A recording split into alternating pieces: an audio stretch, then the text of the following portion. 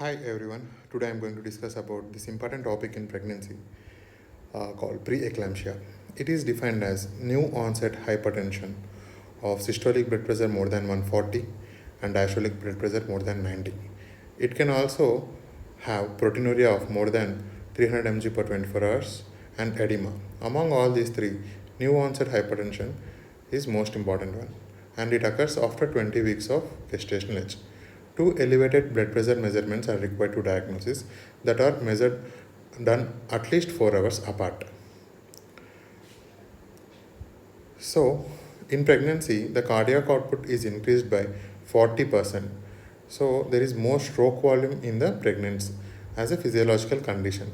So, the risk factors of preeclampsia are nulliparity, diabetic, renal disease, chronic hypertension, prior history of preeclampsia, extremes of maternal ages like more than 35 years of age or less than 15 years of age, obesity, antiphospholipid antibody syndrome SLE, and multiple gestations. So, with the patients of these risk factors, a low dose aspirin of 81 mg once daily, started after first trimester till 28 weeks, is beneficial as aspirin blocks platelet aggregation and vasospasm. What is the pathogenesis of this condition? So the pathogenesis here is, first we have to know about two factors.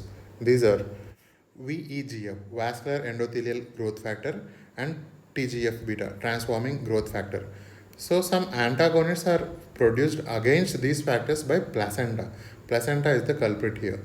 So as a result, this disrupts the vascular endothelial and renal glomerular function. As a result, edema, hypertension, and proteinuria will occur in these patients. So this is the pathogenesis behind preeclampsia. And histopathologically, we can see there is glomerular endotheliosis. As the name suggests, the endothelial cells are swollen and they encroaches upon vascular lumen. So this results in vasospasm.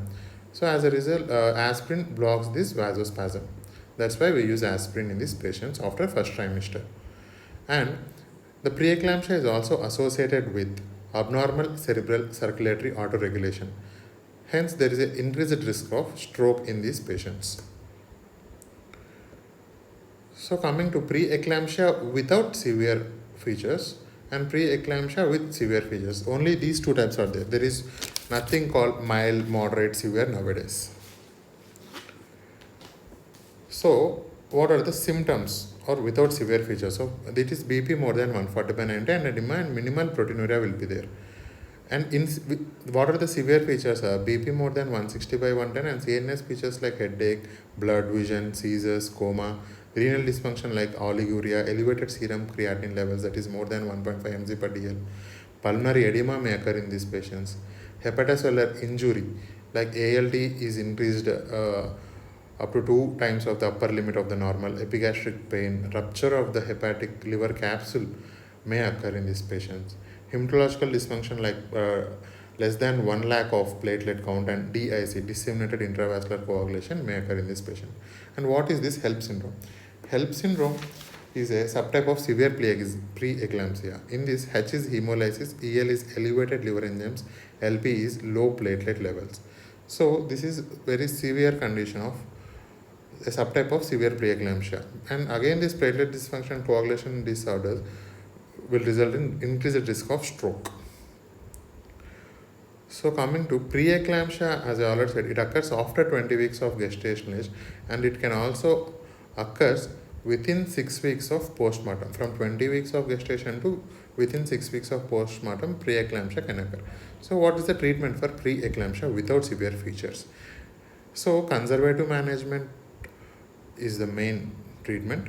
So limited physical activity. Complete bed rest is not advised, but limited physical activity is advised. Close monitoring of BP, renal function, and fetal surveillance should be monitored regularly. Delivery at 37 weeks is recommended in a preeclamptic patient without severe features. And in a case of preeclampsia with severe features, delivery is the treatment of choice. So delivery is the treatment. Only if delivery of the fetus and placenta is done, then only the patient will survive. If a patient of less than 34 weeks of gestational age presented with severe eclampsia, we have to plan delivery and corticosteroids to be given to improve fetal lung maturity. The recommended doses are injection betamethasone 12 mg IM once daily for 2 days, or injection dexamethasone 6 mg IM BD for 2 days. So coming to fetal evaluation. Fetal well-being should be monitored by checking fetal heart rate by non-stress testing and biophysical profile. So BP, urinary protein, CBC of the mother should be checked regularly at regular intervals. So to control hypertension, what are the measures we should take? There are two drugs mainly we use, like IV labetalol and IV heteralgin. The dose of labetalol is 10 to 20 mg IV every 20 minutes and 5 to 10 mg of heteralgin in every 20 minutes. So risk of hypotension will be there. The BP should be brought down with a very regulated manner. Because of this hypotension, fetal vascular insufficiency may occur. So in a case of eclampsia, what is eclampsia? Seizures in a patient with the evidence of preeclampsia. When seizure developed in a patient of preeclampsia, we can call it as eclampsia. So magnesium sulfate is the drug of choice for prevention and treatment of seizures.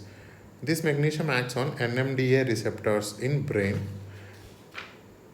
The dose is 4 to 6 mg IV over 15 minutes, followed by 2 to 3 grams per hour till 24 hours of the postpartum. So we have to continue the magnesium sulfate infusion till 24 hours of postpartum.